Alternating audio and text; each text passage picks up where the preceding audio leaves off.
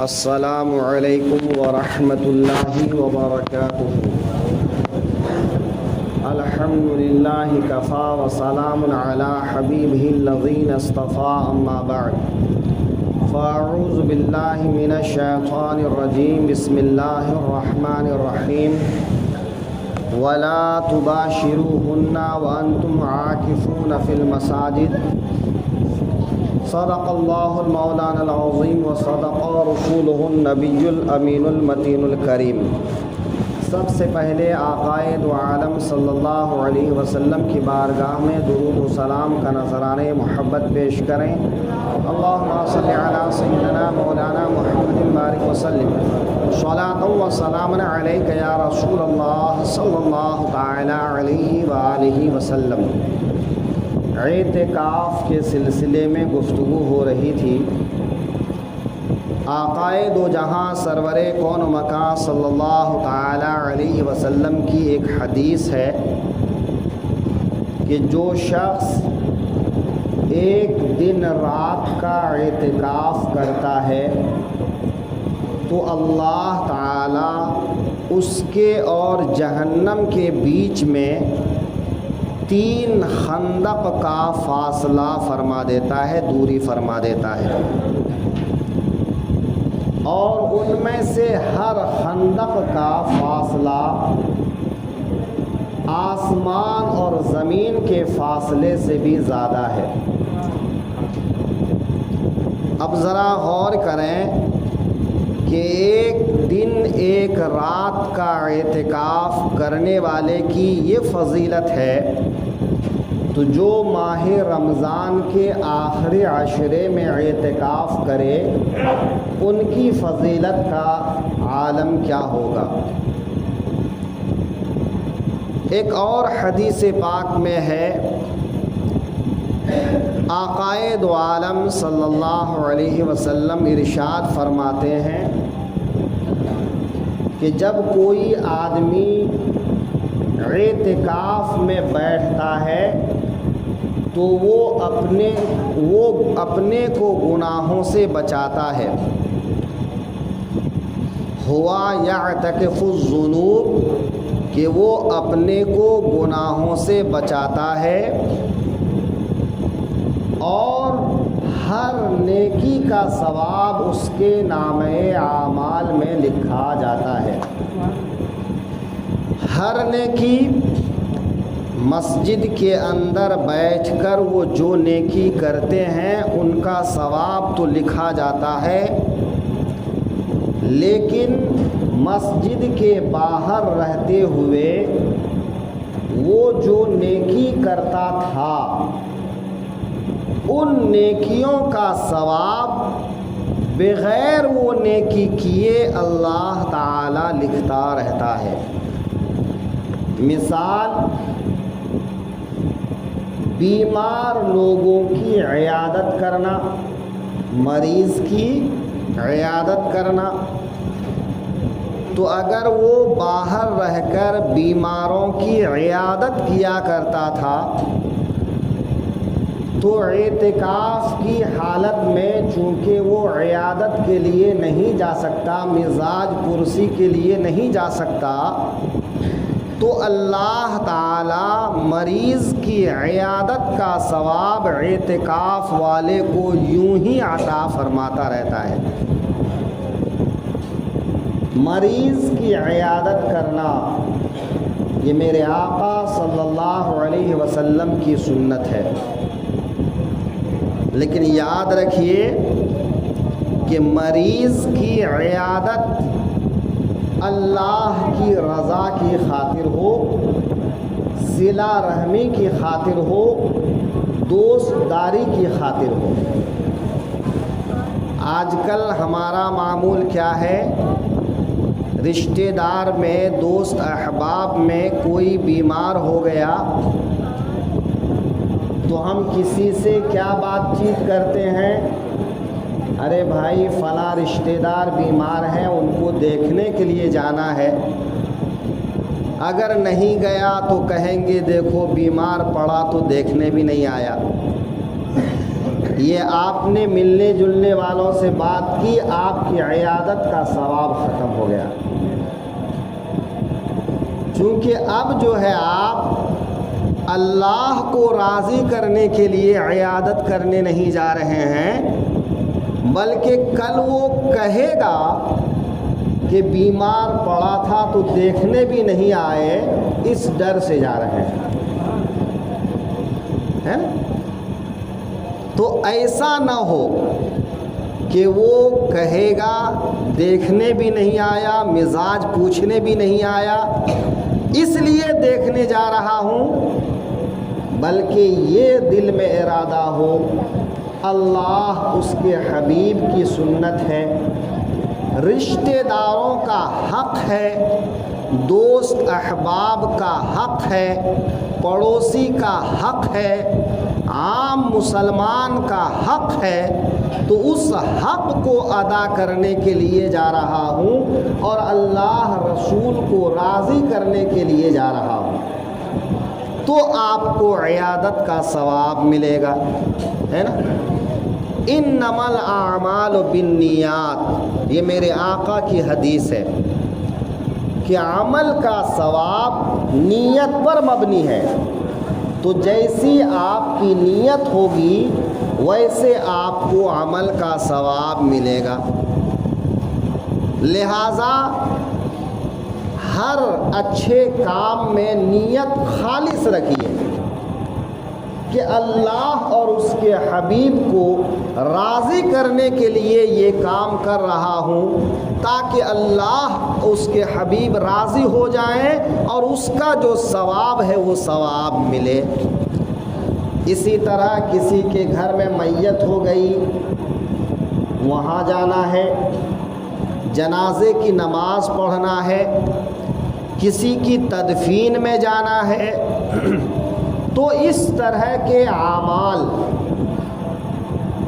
مسجد کے باہر رہ کر آپ کیا کرتے تھے، عالم علماء کی مجلس میں بیٹھا کرتے تھے، نصیحت کی محفل میں بیٹھا کرتے تھے، تو جو نیکیاں آپ باہر رہ کر کیا کرتے تھے، اعتکاف کی وجہ سے ان نیکیوں کے لیے نہیں جا سکتے ہیں، تو اللہ تعالیٰ ان نیکیوں کا ثواب اعتکاف میں مسجد میں بیٹھے بیٹھے عطا فرماتا رہتا ہے۔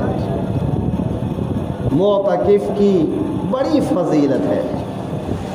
میرے آقا صلی اللہ علیہ وسلم ایک اور حدیث میں ارشاد فرماتے ہیں، بخاری شریف میں یہ حدیث موجود ہے کہ جو اللہ کی رضا کے لیے ایمان کے ساتھ اعتکاف کرے تو اللہ اس کے گناہوں کو بخش دیتا ہے، اللہ اس کے گناہوں کو بخش دیتا ہے۔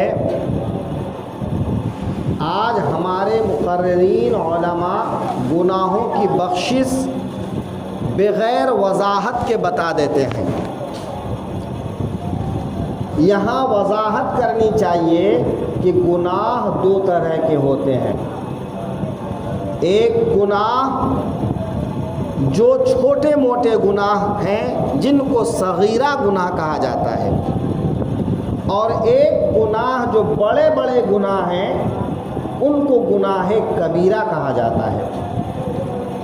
تو گناہ صغیرہ نیکیوں سے مٹا دیا جاتا ہے، کہ جتنی اس طرح کی حدیث آئی ہے کہ یہ نیکی کرنے سے یہ گناہ مٹ جاتا ہے، یا ایک گناہ مٹ جاتا ہے، ایک گناہ معاف کر دیا جاتا ہے، تو ان گناہوں سے مراد کون سے گناہ ہے؟ گناہ صغیرہ۔ گناہ کبیرہ میں جو بڑے گناہ یعنی جھوٹ بولنا، چوری کرنا، کسی کا مال ہڑپ جانا، بے حیائی بے شرمی کا کام کرنا، بدکاری کرنا، تو یہ سب بڑے گناہ ہیں۔ یہ گناہ بغیر توبہ معاف نہیں ہوتے۔ تو جو بڑے گناہ ہیں، گناہ کبیرہ ہیں، وہ بغیر توبہ کے معاف نہیں ہوتا۔ اچھا، اس میں بھی یہ فرق ہونا چاہیے کہ گناہ کبیرہ کا تعلق اگر بندہ اور اللہ کے بیچ میں ہے تو وہ صرف توبہ سے معاف ہو جائے گا، اور اگر اس کا تعلق کسی دوسرے تیسرے بندے سے بھی ہے تو جب تک اس آدمی سے معافی نہ مانگی جائے تب تک وہ توبہ سے بھی معاف نہیں ہوگا، جس کو ہم کہتے ہیں حقوق اللہ اور حقوق العباد۔ اگر گناہ کبیرہ کا تعلق حقوق اللہ سے ہے تو اللہ سے توبہ کیجئے، معافی مانگیے، اللہ معاف فرمانے والا ہے۔ لیکن اگر اس کا تعلق کسی انسان سے ہے تو پہلے اس انسان کو راضی کرنا ہوگا، اس سے معافی مانگنا ہوگا، تب جا کر اللہ تعالی معاف فرمائے گا۔ اگر کسی کا حق آتا ہے تو وہ حق ادا کرنا ہوگا، بغیر حق ادا کیے چاہیں کہ گناہ معاف ہو جائے توبہ سے تو نہیں ہوگا۔ لہٰذا کسی کا مال، کسی کا پیسہ، کسی کی کوئی چیز، کسی کو زبان سے اذیت دیا، کسی کی عزت پہ ہاتھ ڈالا، تو جب تک وہ معاف نہیں کرے گا تب تک وہ معاف نہیں ہوگا۔ لہٰذا حقوق العباد سے جن کا تعلق ہے وہ بندوں سے بھی معافی مانگے اور اللہ سے بھی معافی مانگے، اور جب وہ پکا ارادہ کرے کہ آئندہ وہ ایسا گناہ نہیں کرے گا تو اللہ تعالی معاف فرمائے گا، ہے نا۔ تو حدیث پاک میں کیا ہے؟ اعتکاف کرنے والے کا گناہ اللہ معاف فرماتا ہے، تو یا تو صغیرہ گناہ یا پھر اگر ان گناہ کا تعلق اللہ سے ہے اور اللہ کی بارگاہ میں رویا، معتکف گڑ گڑایا، معافی مانگا، تو اللہ رحیم و کریم ہے، اللہ بخشنے والا ہے، تو اس صورت میں گناہ کبیرہ بھی معاف ہو سکتا ہے۔ تو بہرحال معتکفین کے لیے بڑے فضائل ہیں، لہٰذا چاہیے کہ اعتکاف کرے۔ ایک مسجد میں ایک سے زیادہ لوگ بھی اعتکاف کر سکتے ہیں، ہر کسی کو ثواب ملے گا۔ تو بڑے محلے میں مسجد میں کم سے کم ایک آدمی، اور زیادہ جتنے لوگ کریں وہ زیادہ اچھا ہے۔ تو اعتکاف کئی لوگ بھی ایک مسجد میں کر سکتے ہیں۔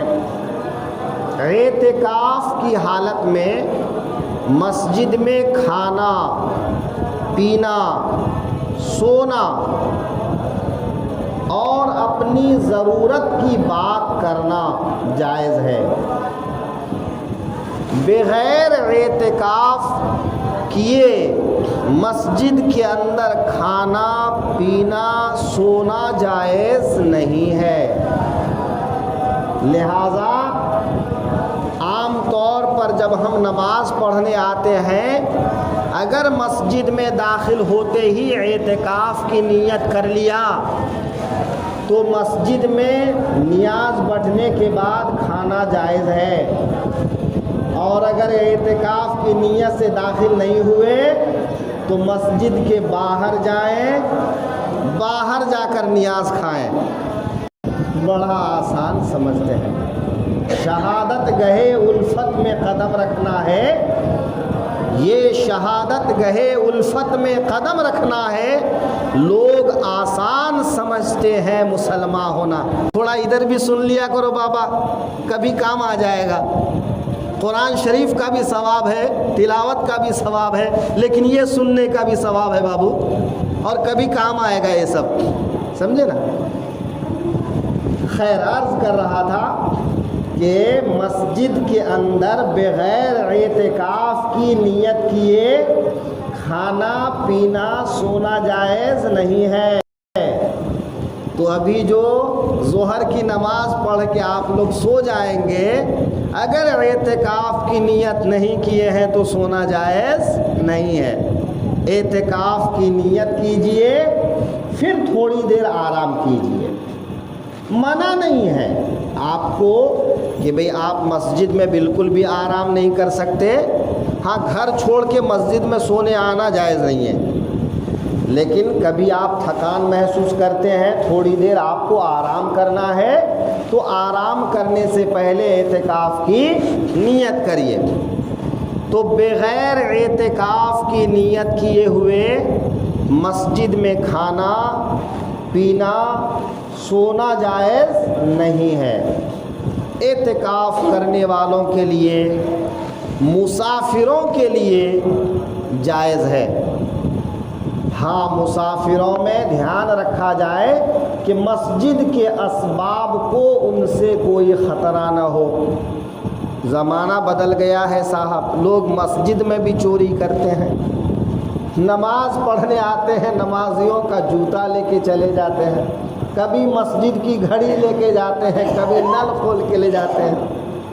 ہائے افسوس، اللہ کے گھر میں بھی آ کے چوری۔ خیر، اللہ ہدایت عطا فرمائے ایسے لوگوں کو۔ تو بہرحال اگر کوئی مسافر ہے، وہ سونا چاہتے ہیں تو ان کو سونے کی اجازت ہے۔ تو بہرحال کہنے کا خلاصہ یہ ہے کہ اعتکاف کرنے والے کو مسجد کے اندر ہی کھانا پینا سونا جائز ہے۔ یہ نہیں کہ اعتکاف میں بیٹھے ہیں اور امام صاحب کے روم میں جا کر گھنٹہ گھنٹہ بیٹھ کے بات کر رہے ہیں، اور امام صاحب بھی جو ہے معتکفین کے ساتھ دل لگی کر رہے ہیں، ایسا بھی جائز نہیں ہے۔ مسجد کے حدود سے باہر صرف اس وقت نکل سکتے ہیں جب آپ کو طبعی حاجت ہو، یعنی پیشاب پاخانہ غسل ان چیزوں کی ضرورت ہو، اس کے بغیر نہیں۔ ہاں، اگر کچھ لوگ ایسے ہوتے ہیں کہ ان کو پان بیڑی سگریٹ کی عادت رہتی ہے، تمباکو کی عادت رہتی ہے، مسجد میں بیٹھ کر پان بیڑی تمباکو کھانا بھی جائز نہیں ہے، کیونکہ ان چیزوں میں ایک مہک ہوتی ہے، بو ہوتی ہے، اور مسجد کو ہر بدبو سے بچانا ضروری ہے۔ ایسے لوگ کیا کریں؟ اگر برداشت کر سکتے ہیں تو برداشت کریں، جو انتہائی مجبور ہیں کہ ان سے برداشت نہیں ہوتا ہے تو مسجد کی فنا، صحن جس کو کہتے ہیں، یا یوں کہہ لیجئے کہ مسجد کے احاطے میں وضو خانہ بنا ہے تو وضو خانے میں بیٹھ کر پی لیں، بس جائیں بیڑی جلائیں پئیں، پھر مسجد منہ دھو کر مسجد میں آ جائیں۔ لیکن بچنا اچھا ہے، کیونکہ بیڑی سگریٹ کی بدبو منہ کے اندر رہ جاتی ہے، تمباکو کی بدبو رہ جاتی ہے، اور کوئی بھی بدبودار چیز لے کر مسجد کے اندر آنا منع ہے۔ اسی لیے مٹی کا تیل مسجد میں جلانا منع ہے، دیا سلائی مسجد میں جلانا منع ہے، حتیٰ کہ اگر کسی کے جسم میں کوئی گھاؤ ہے یا کوئی ایسی بیماری ہے جس کی وجہ سے جسم سے بدبو آتی ہے تو ایسے حضرات کو مسجد میں آنا منع ہے۔ اگر بدبو ہلکی ہے کہ خوشبو لگانے سے بدبو ختم ہو جاتی ہے تو ایسے لوگ خوشبو لگا کر آئیں، اور اگر ایسا نہ ہو تو پھر وہ گھر ہی نماز پڑھیں یا مسجد کے صحن میں ہی نماز پڑھیں۔ اب سوچیں مسجد کا کتنا احترام کرنا چاہیے۔ تو مسجد کا احترام ہر کسی پر لازم ہے۔ مسجد میں اونچی آواز میں بات کرنا، مسجد کے فرش پر کوئی چیز پٹکنا، مسجد کے فرش پر کوئی چیز جھاڑنا۔ بہت سے نمازی آتے ہیں اور اپنے رومال سے فرش جھاڑنے لگتے ہیں۔ الحمدللہ خادم صاحب تو پہلے سے صفائی کر کے رکھے ہیں۔ ان طہر بیتی للطائفین والعاکفین والرکع السجود۔ خانہ کعبہ کے بارے میں حضرت ابراہیم اور حضرت اسماعیل سے اللہ نے فرمایا، اے اللہ کے دونوں بندوں، مقبول بندوں، دو نبیوں، میرے گھر کو اعتکاف کرنے والوں کے لیے، رکوع سجدہ کرنے والوں کے لیے صاف ستھرا رکھو۔ تو مسجد کو صاف ستھرا رکھنا بھی ایک عبادت ہے۔ تو الحمدللہ صاف ستھرا تو پہلے سے رکھے ہیں، پھر آپ رومال سے کیوں جھاڑتے ہیں؟ اور آپ جھاڑیں گے تو بازو والے کی طرف دھول مٹی گرد جائے گی۔ ہاں اگر کوئی دھول مٹی گرد نظر آ جائے تو اسے آپ اٹھا لیجئے، ڈسٹ بین میں ڈال دیجئے، وہ ایک الگ چیز ہے۔ بعض حضرات کو دیکھتے ہیں کہ صاحب زبردستی دھاگا نکوٹ کے اٹھا کے جیب میں ڈالتے ہیں۔ مسجد صاف کرنے کا یہ مطلب نہیں ہے میرے بھائی۔ مسجد صاف کرنے کی فضیلت ہے، لیکن جہاں صاف کرنے کی ضرورت ہے وہاں صاف کریے۔ ٹھیک ہے آپ اللہ کے لیے مسجد صاف کرنا چاہتے ہیں، وہاں نہ بڑا نہ چھوٹا، نہ امیر نہ غریب، نہ حاکم نہ محکوم، نہ مالک نہ مملوک، آپ ایک کپڑا لے آئیے، بھگائیے، دیوار پوچھ دیجئے، دیوار میں جو دھول مٹی جمی ہے پوچھ لیجئے، کبھی اپنے ہاتھ سے جھاڑو لگا لیجئے۔ اس کا انتظار مت کیجئے کہ خادم صاحب جھاڑو لگائیں گے تو مسجد صاف ہوگی۔ خادم صاحب کا کام ہے وہ کرتے ہی ہیں، لیکن آپ اللہ کو راضی کرنے کے لیے کبھی یہ کام اپنے ہاتھ سے کیجئے، اللہ آپ کے گناہوں کو صاف فرما دے گا۔ تو مسجد صاف کرنے کی بھی بڑی فضیلت آئی ہے۔ تو کبھی کبھی کوشش کیجئے کہ کبھی کبھی مسجد میں جھاڑو لگا دیا کیجئے اپنی خوشی سے۔ مسجد نبوی کو ایک خاتون جو کالے رنگ کی خاتون تھی، یعنی حبشیہ خاتون، ایک خاتون مسجد نبوی میں جھاڑو لگایا کرتی تھی، معمول تھا ان کا۔ ایک دن اچانک رات میں ان کا انتقال ہو گیا اور لوگوں نے ان کو دفن بھی کر دیا، حضور کو خبر ہی نہیں کیا۔ جب صبح حضور نے نہیں دیکھا ان کو تو پوچھا وہ خاتون جو مسجد کی صفائی کرتی تھی وہ کہاں ہیں؟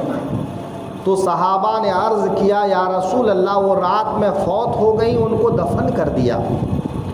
تو میرے آقا ناراض ہوئے اور فرمانے لگے تم لوگوں نے کیوں نہیں بتایا مجھے کہ وہ خاتون فوت کر گئی ہیں؟ میں ان کا جنازہ خود پڑھتا، میں ان کی تجہیز و تکفین خود کرتا۔ پھر آقا کریم نے فرمایا چلو مجھے اس کی قبر دکھاؤ۔ صحابہ کرام کے ساتھ قبرستان گئے اور ان کی قبر پر میرے آقا نے جا کر ان کے لیے دعا کی۔ تو مسجد صفائی کرنے کی اتنی برکت ہے کہ میرے آقا اس خاتون کی قبر پر جا کر دعا کریں۔